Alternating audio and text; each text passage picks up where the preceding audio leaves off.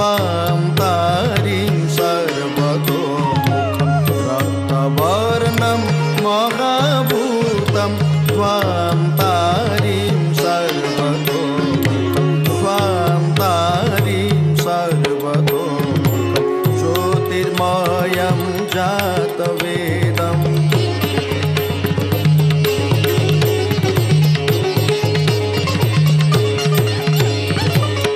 ज्योतिर्मयं जातवेदं प्रणम